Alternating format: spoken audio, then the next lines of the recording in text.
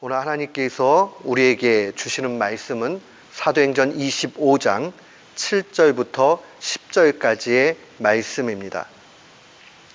사도행전 25장 7절부터 10절까지의 말씀.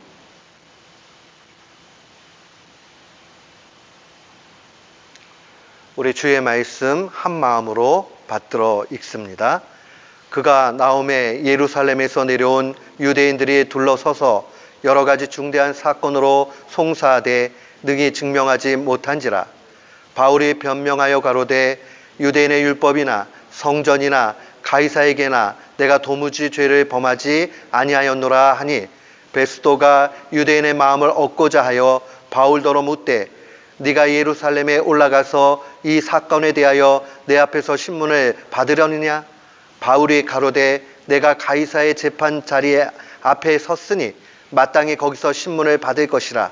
당신도 잘 아시는 바에 내가 유대인들에게 불의한 행한 일이 없나이다. 아멘. 저는 오늘 본문 말씀을 통해서 세상과 소통하는 그리스도인이 되라 라는 제목으로 주의 말씀을 선포하도록 하겠습니다. 우리가 기독교 신앙을 가지고 산다 하는 것을 한마디로 실천적으로 요약하면 세상 속에서 그리스도인으로 사는 겁니다. 기독교 신앙은 세상을 떠나서 어디 운둔하거나 아니면 도피해서, 그래서 한적한 곳에 가서 우리들끼리 공동체를 이루며 사는 것이 아닙니다. 기독교 신앙은 어두운 세상 속에서 그리스도인답게 살아가는 것, 그것을 요구합니다. 그런 의미에서 보면 그리스도인의 그 삶 속에는 신앙이 있고 그 신앙에는 야성이 있습니다. 우리 야성이라고 얘기하면 이 들과 산에 맹수들이 있잖아요. 이 맹수들이 이렇게 집에서 길러진 가축과는 다르게 굉장히 힘이 있지 않습니까? 그러한 힘이 우리들 가운데 있다는 뜻입니다. 우리 신앙이 올바로 있으면 우리는 세상 가운데서 맞서서 싸울 수 있고 세상 가운데 분명히 야성을 지니고 있습니다. 예수님이 이 땅 가운데 계실 때도 우리에게 이렇게 말씀해 주십니다. 마태복음 5장 13절에 너희는 세상의 소금이니 소금이 만일 그 맛을 잃으면 무엇으로 짜게 하리요? 후에는 아무 쓸데가 없어 다만 밖에 벌어져 사람들에게 밟힐 뿐이다 라고 말씀하셨습니다. 또한 이어서 14절에도 세상의 빛이다 이렇게 얘기를 합니다. 우리가 세상의 빛, 세상의 소금이라는 말을 봐도 분명히 예수님께서는 세상을 등지고 살아라, 세상을 멀리해라 하는 것이 아니라 세상 어두운 속에서 빛으로, 세상의 그 부패된 곳에서 부패를 막는 소금으로 살기를 원하십니다. 그런 의미에서 우리는 세상 속의 그리스도인들이 되어야 합니다. 이것을 오늘날의 사람들의 모습대로 이야기한다면 세상과 소통하며 사는 것입니다. 소통이란 말을, 커뮤니케이션, 이걸 잘못 이해를 하면요, 마치 이 세상과 친구가 되어져 가지고 세상 속에서 그냥 똑같이 살아가는 게 소통이라고 착각할 수 있습니다. 그러나 건전한 소통은 언제나 이 두 상대의 정체성이 확실히 있을 때의 대화가 되는 것입니다. 예를 들어 가지고요, 회의를 하는 데도 있어서 내가 얘기를 하면 모든 사람이 다 따라온다. 그게 좋은 소통일 수도 있지만은 그 굉장히 위험할 수 있습니다.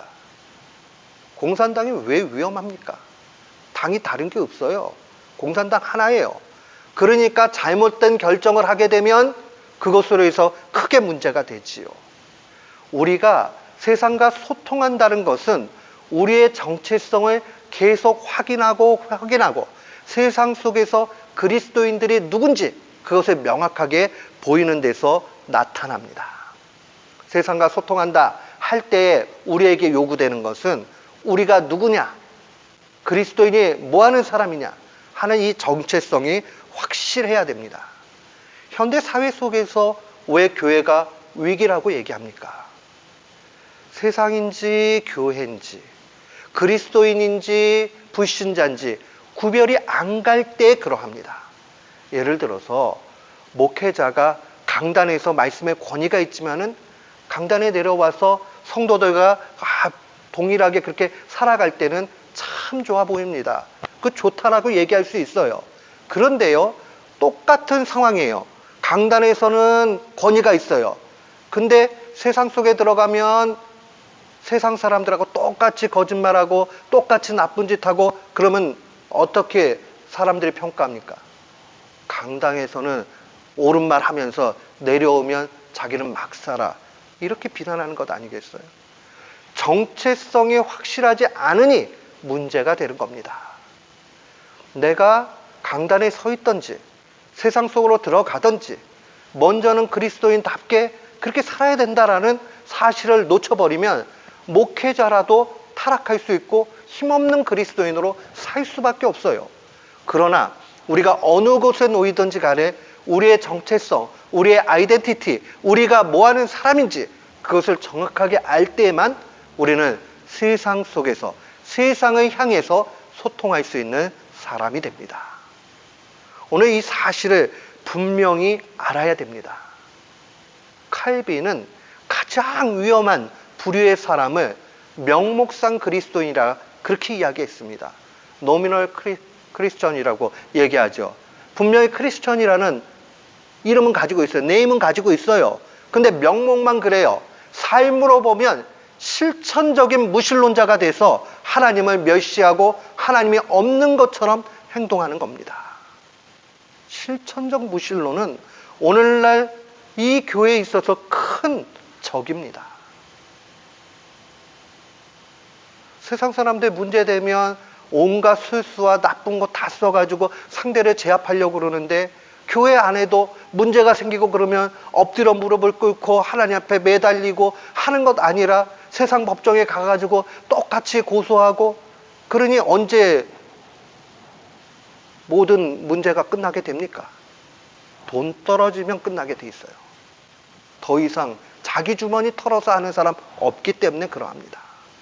비극이에요. 주님의 말씀이 믿는 형제들끼리 세상 법정에 송사하지 말라라고 했으면 어리석어 보여도 말도 안 되는 것 같이 보여도 어떻게 하든지 그거 지켜가려고 하는 게 옳습니다.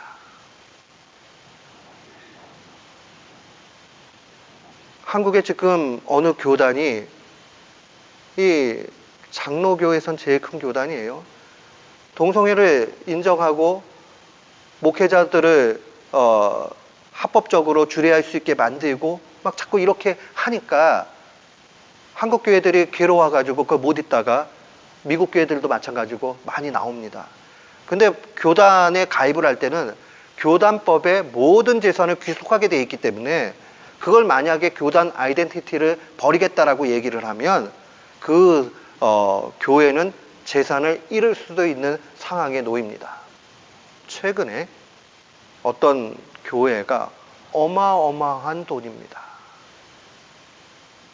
그 건물을 포기하고 2,000명 성도가 나왔습니다. 저는 이게 그리스도인이라고 생각을 합니다.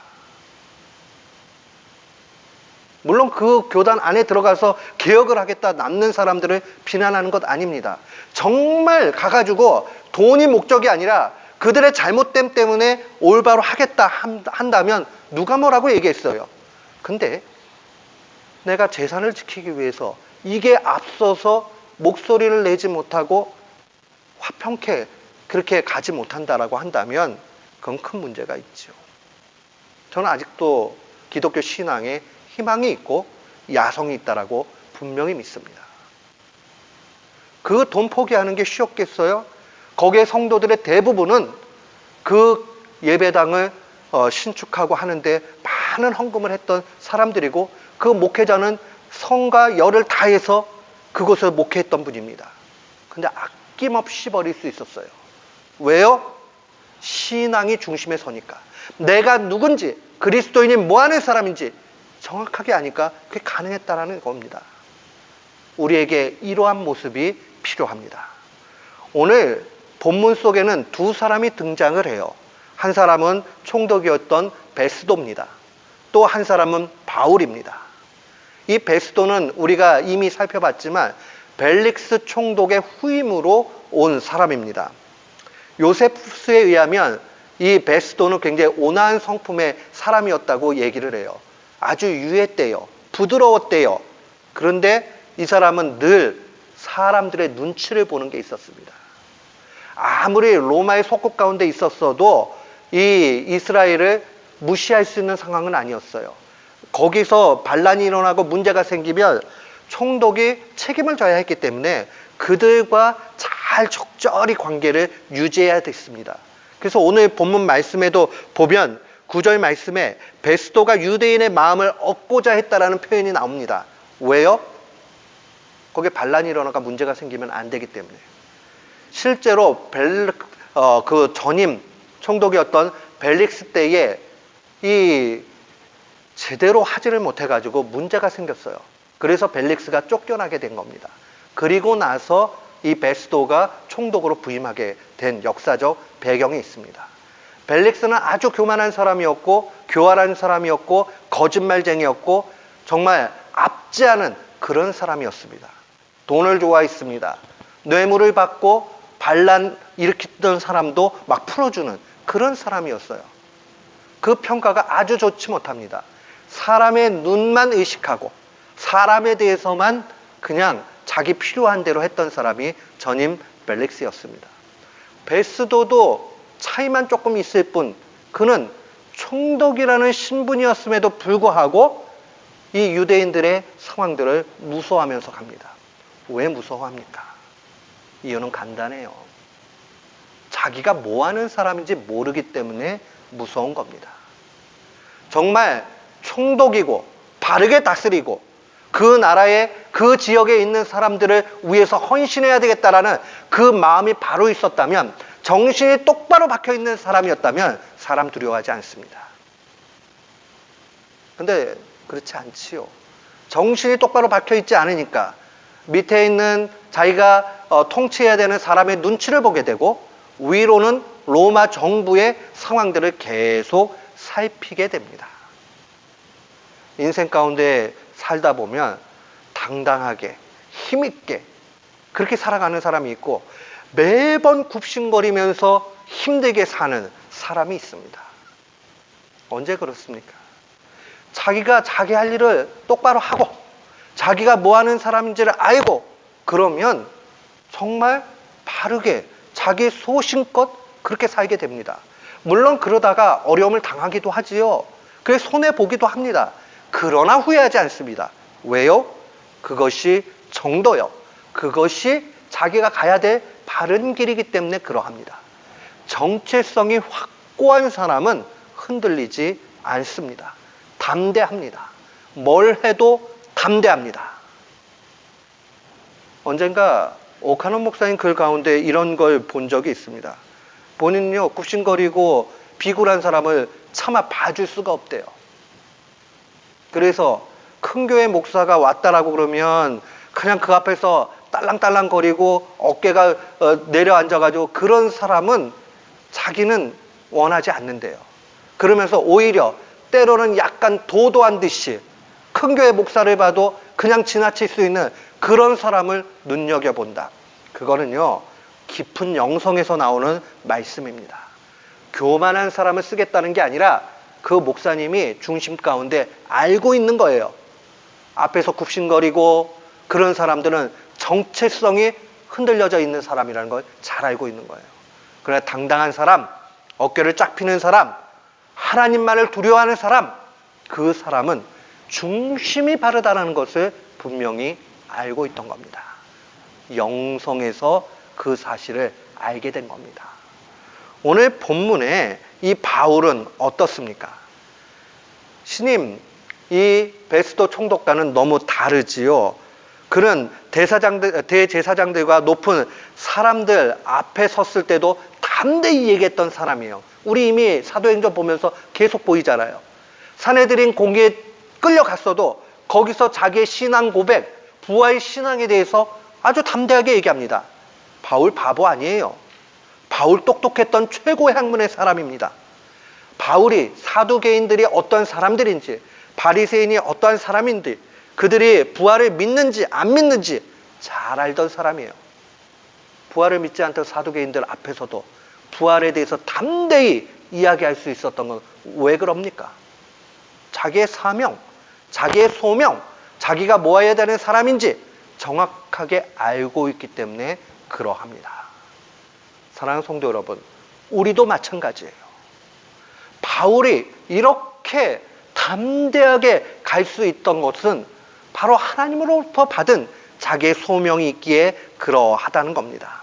오늘 본문 속으로 와 보십시오. 대제사장들과 또 높은 주위에 있는 사내들인 그 공회 회원들이 베스도 총독 앞에 와서 고소를 꾀합니다. 벨릭스 때 고소했지만은 잘 되지 않았어요. 그러니까 그들이 또 꾀를 내지요. 예루살렘으로 데려오는 그 앞선 과정들 속에서 이 협객들, 아주 그 몰래 사람을 죽이는 그런 사람들을 고용해가지고 바울을 죽이려고 그렇게 계획을 합니다. 그래 어떻게 하든지 예루살렘으로 데려오려고 그렇게 하는 거예요. 지금 가이사랴에 있잖아요. 그런데 그는 하나님 앞에서 바른 마음이 있기 때문에, 당당한 마음이 있기 때문에 또 한 번 담대하게 이야기를 합니다. 아무리 꼬투리를 잡으려고 해도 베스도 역시도 꼬투리 잡을 만한 게 없는 거예요. 2년을 가이사랴에다가 그렇게 감금을 하고 구류를 했지만은, 그러나 그 다음에 길이 없죠. 이 높은 사람들이 또 와가지고 베스도 총독에게 고소거리를 가지고 이야기를 합니다. 그러니까 베스도가 바울을 만나죠. 만나가지고 보니까 자기가 봐도 큰 문제가 없는 것 같아요. 그렇지만 9절 말씀에 있는 대로 그냥 풀어져 버리면 유대인들이 또 난리를 필 것 같으니까는 묻지요. 야, 너 그러면은 저쪽 예루살렘 가가지고 나한테 신문 받겠느냐? 라고 얘기하니까 바울이 단호하게 거절을 합니다. 자신은 가이사, 시저, 가이사 앞에서 신문을 받겠다라고 얘기합니다. 왜 이 얘기를 할 수 있을까요? 자기가 로마 시민권 있기 때문에 얘기할 수 있지만은 더 근본적인 것은 그가 받은 하나님의 말씀이 있기 때문에 그러합니다. 그 말씀을 확고하게 믿고 있기 때문에 그것에 맞춰서 그는 로마에까지 복음이 전해져야 된다. 그 사명이 자기에게 있다 하는 것을 잘 압니다. 우리가 당시의 상황들을 봐서 알지만은 황제 앞에 가가지고 신문을 받아가지고 징계를 받고 그 다음에 어려움을 당하게 되면 그냥 징계를 받는 정도가 아니라 죽음 속에 놓여지는 건 당연한 겁니다. 아주 참혹한 처형 가운데 놓여집니다. 모르는 것 아니에요. 그러나 그는 성령의 인도함 가운데 로마까지 가야 된다 하는 것에 흔들림이 없습니다. 사도행전 23장 11절에 보면 이미 성령님께서 그에게 말씀하십니다. 담대하라. 네가 예루살렘에서 나의 일을 증거한 것 같이 로마에서도 증언하여야 하리라. 로마까지 가야 된다는 거죠. 우리는 그러면 이런 생각을 해요. 바울은 그래도 하나님 앞에 음성을 들어가지고 로마까지 가야 되는지 알았으니까는, 갈 길 아니까는 그 다음에 거기까지 가는 게 쉽지. 모르기 때문에 더 쉬울 때가 있고요. 알기 때문에 훨씬 어려울 때가 있습니다. 뭣도 모를 때는 그거 해요. 근데 뭔가를 알게 되면 더 두려움이 클 수 있습니다. 지금 바울이요, 황제 앞에 서는 일들, 이 일들은 이미 성령께서 말씀해 주셨으니까 그 다음에 쉽다. 그건 우리들의 생각이에요.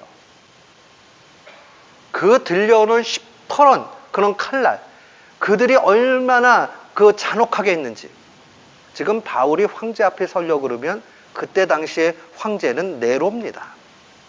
그 황제 가운데서도 아주 잔혹했던 네로 황제의 그런 상황 속에 앞에 서겠다는 얘기예요.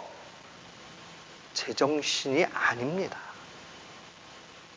똑똑한 사람이 선택할 수 있는 길이 아닙니다.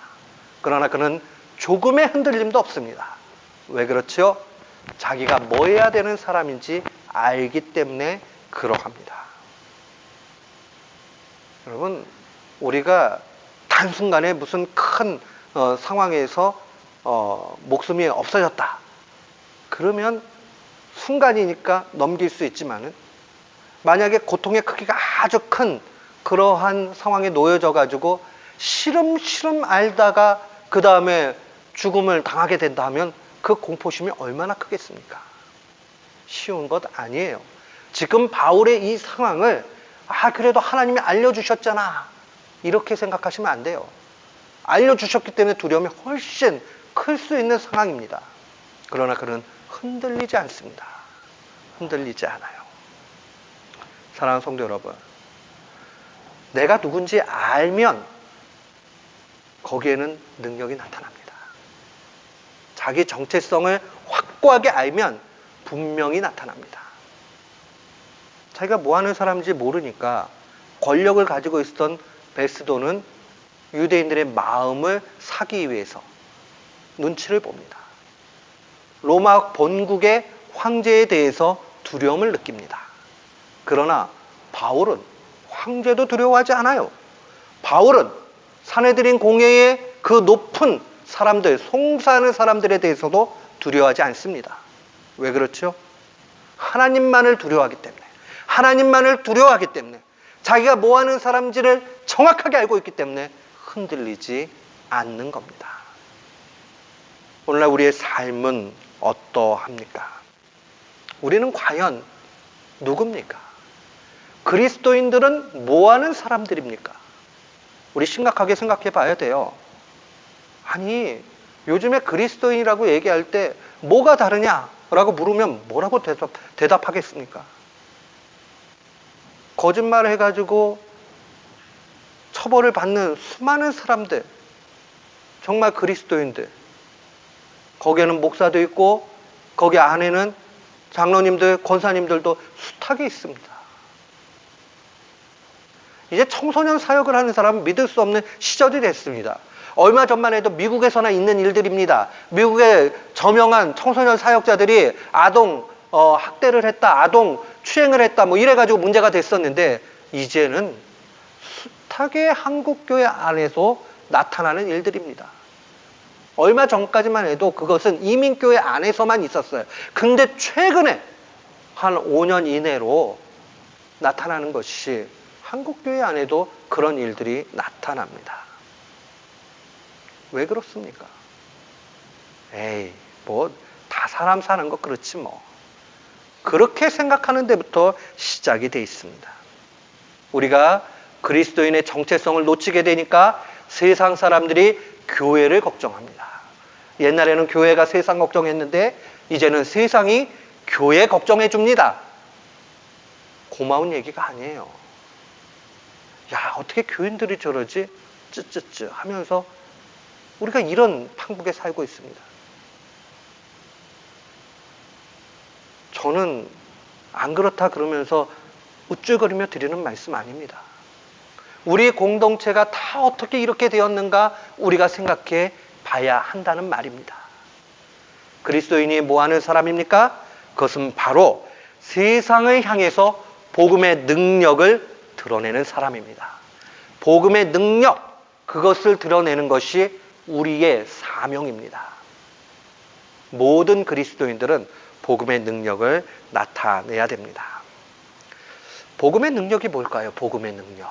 과연 복음의 능력이라는 게 뭘까? 복음의 능력은 단순합니다.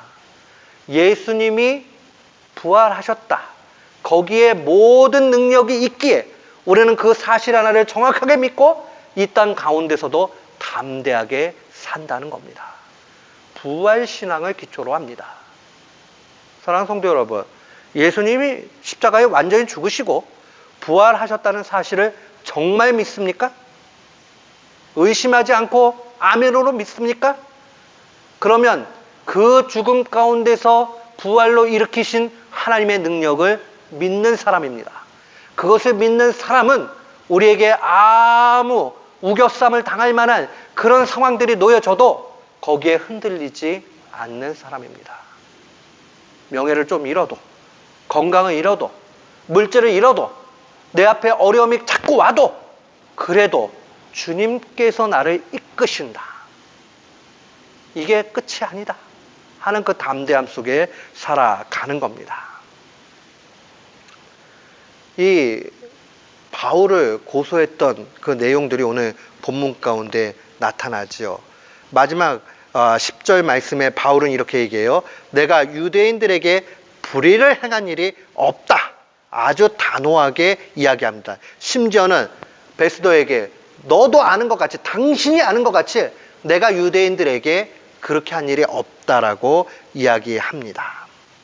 오늘 본문 말씀에 보면은 또 8절에 유대인의 율법이나 성전이나 가이사에게 죄를 범했다라고 그렇게 송사한 내용이 나옵니다.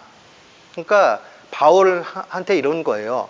바울이 도저히 우리가 받을 수 없는 그러한 신앙을 가르친다라고 얘기를 하고, 우리 유대인들은 율법을 중시 여기는데 율법을 거스르는 걸 가르치고, 우리는 성전이 중요한데 성전을 더럽히는 사람이다 라고 얘기를 해요. 그뿐만 아니라 거기다 이제 더 크게 붙이죠.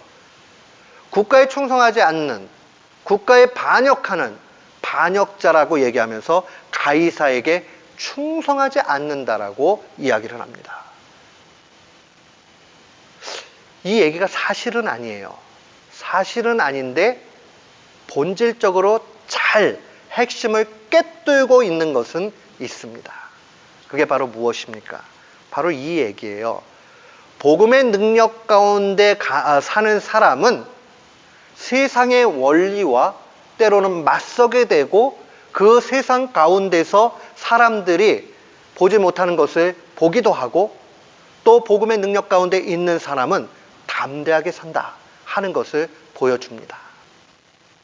그런 의미에서 보면 세상 속에 살고 있지만 세상에 물들지 않고 세상과 다른 차원을 보여주는 것이 복음의 능력입니다.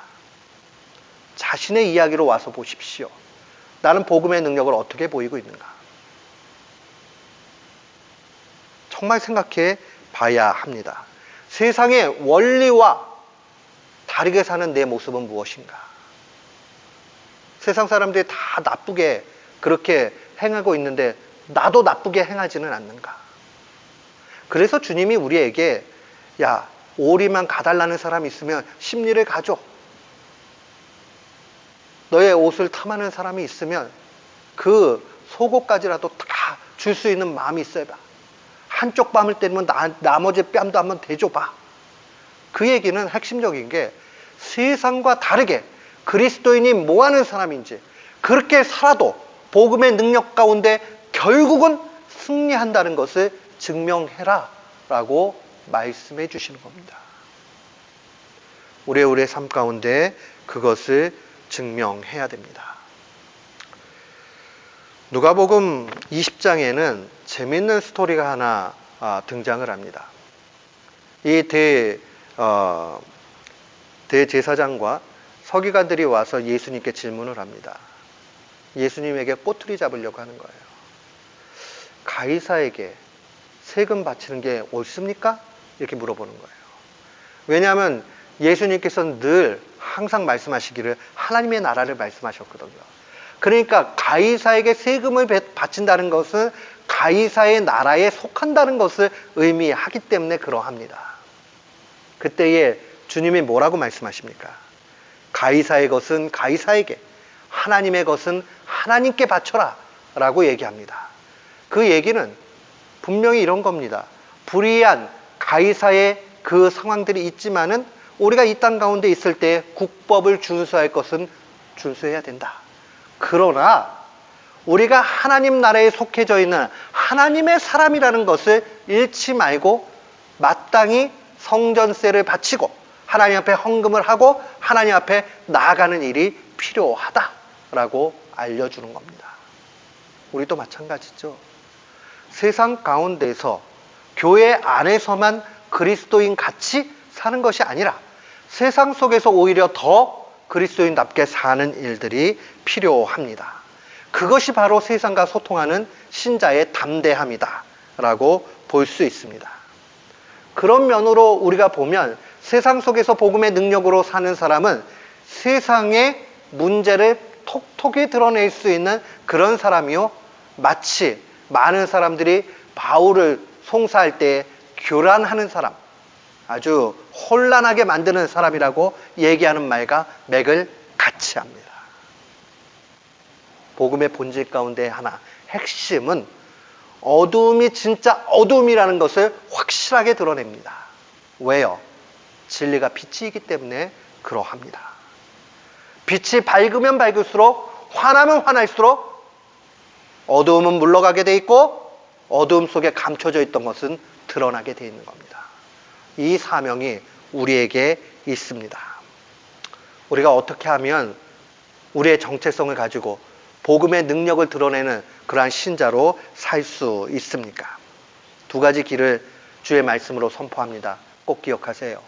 첫 번째는 그리스도인으로 살기에 나타나는 고난에 대해서 두려워하거나 불평하지 마십시오.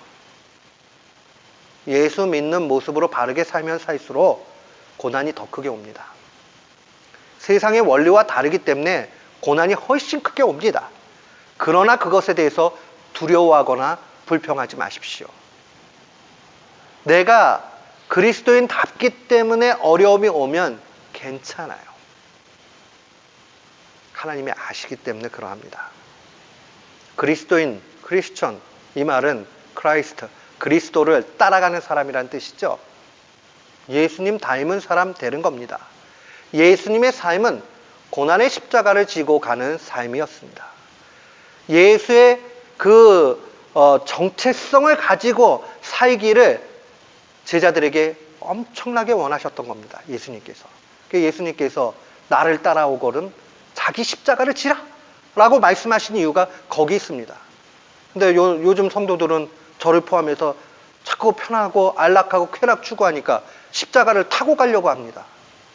그러니 문제가 생기죠. 십자가는 지고 가야 되는데 내가 타고 가려고 하니까 신앙이 뭐 이래, 믿어도 소용없잖아 라는 불평으로 갑니다. 신앙생활 잘하려고 그러면요, 갈등이 많이 생깁니다. 이 고난의 크기에서 그리스도인의 정체성이 분명히 나타납니다. 어둠이 크면 밝음이 더 크게 나타난다 했지요? 고난이 크면 그리스도인다운 것이 무엇인지가 잘 나타납니다.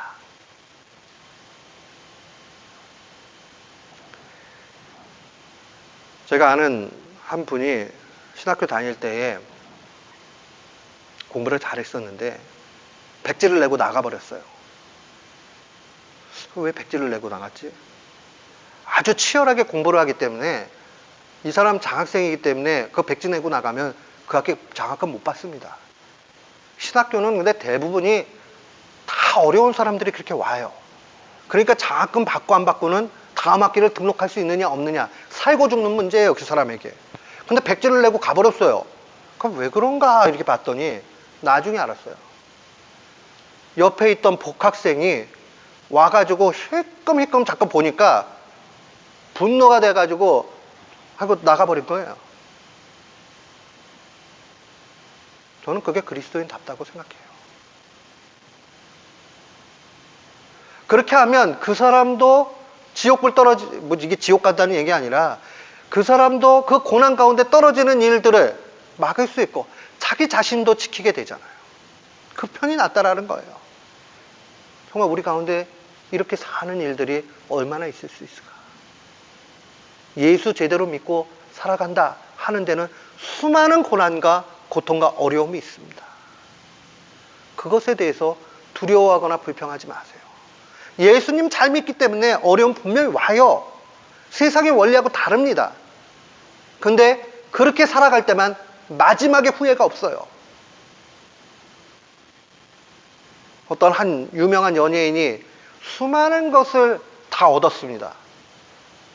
그랬는데 어떤 후배들한테 얘기하는 거 잠깐 봤더니, 내가 당신 나이로 돌아가면 이거 다 버리고서라도 결혼하겠다, 가정을 이루겠다, 그 얘기를 했어요. 그만큼 내가 세상 가운데 얻는 게 다 있어도 그래도 더 가치 있는 게 있다라고 얘기하는 거예요. 그 사람 예수 믿는지 안 믿는지 모르지만 안 믿을 거예요, 아마. 그런데 세상 사람도 그 정도는 볼 줄 알아요. 신앙인은요. 그거보다 더 높은 차원에. 마지막에 우리가 언젠가는 다 주님 앞에 서야 되는데 그때에 이 땅에 죽음을 맞이할 그 마지막 순간에 그래도 나는 후회 없이 그리스도인의 정체성을 지키면서 예수답게 살았다 하는 그 마음이 있고 가는 거하고 세상에서 많은 사람들이 성공했다라고 얘기하는데 온갖 나쁜 것을 마음속에 다 하고 그 다음에 내가 누구한테도 못하게 하고 저 사람 밟아가지고 내가 그 자리에 내 자리 만들어버리고 한 그거 생각나면 얼마나 후회가 되겠어요. 그러지 않겠어요? 마지막에는 다 똑같아요. 죽음 맞이할 때는. 그러니 이 땅 살아갈 때에 다르게 살아야 됩니다. 예수님 믿는 그 믿음 가운데 가면 좋은 게 많이 있지만은 어떨 때는 고난도 와요. 근데 그거에 대해서 불평하지 마세요. 오히려 감사하세요. 두 번째로 기억을 해야 되는 것은 그리스도인의 정체성을 가지고 내가 바르게 내가 누구냐 하면서 살 수 있는 길은 성경의 요구대로 그대로 사십시오. 하나님의 말씀이 그렇게 얘기하면 정말 그렇게 살아보세요. 그 정도 살아보고 그 다음에 안 되면 하나님 앞에 항의하세요. 제가 이 말씀을 왜 드리냐 하면 오늘날은 너무나 무서운 세상이 됐습니다. 옛날에는 체면과 부끄러움과 명예에 대한 손상이 있기 때문에 안 했던 일들이 있어요. 근데 요즘에는 교회 지도자들로부터 해가지고 모든 그리스도인들이 철면피가 됐습니다. 그래서 뻔뻔하게 그냥 넘어갑니다. 세상의 정치인들도요, 도덕적인, 윤리적인 문제가 되면은, 내가 책임지고 그 자리 내려옵니다. 해요. 요즘은 정치인들도 안 그러지만은 교회 지도자들이 더 안 합니다. 어떻게 하든지 그 자리를 고수하고, 어떻게 하든지 자기가 원하는 대로 그걸 하려고 힘써갑니다. 주님의 말씀이 뭐라고 얘기하는지는 하나도 중요하지 않습니다.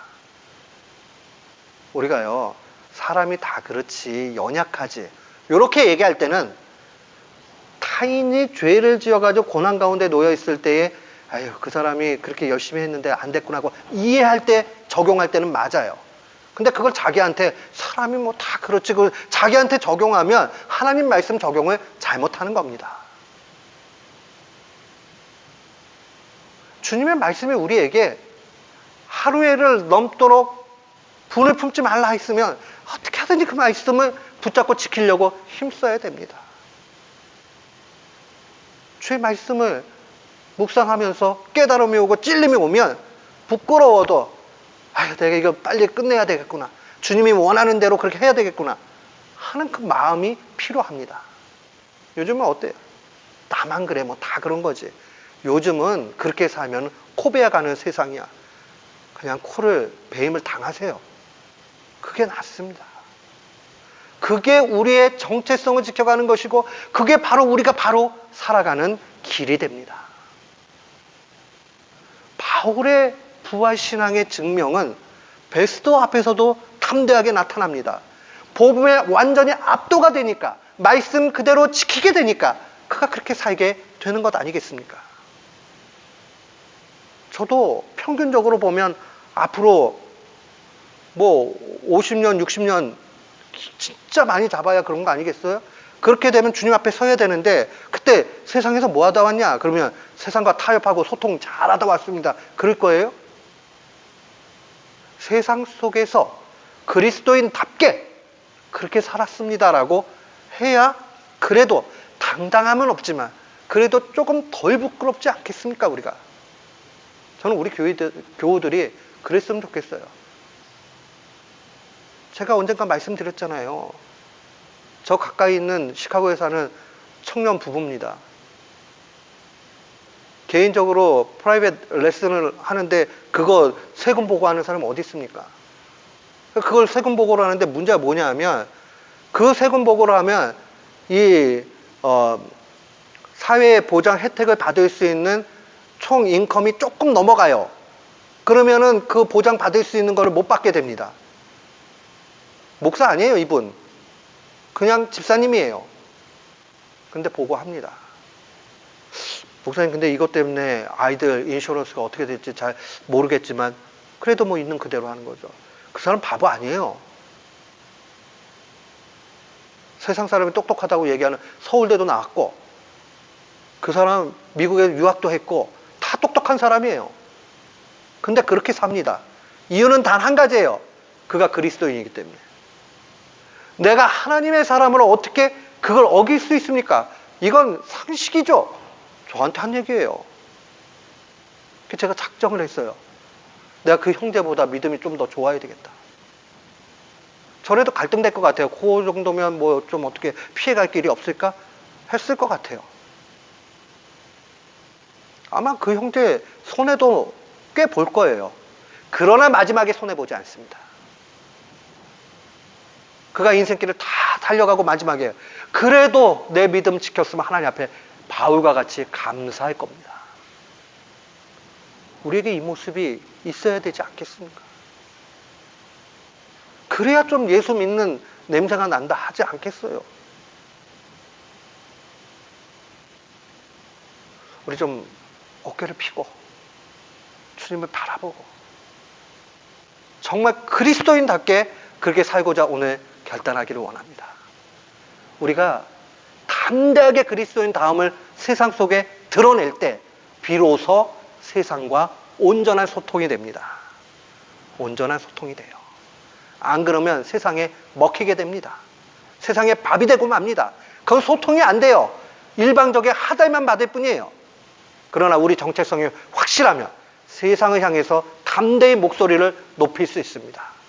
얼마나 멋있어요, 그렇게 사는 게.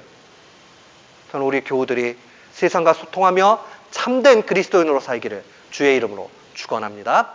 아멘.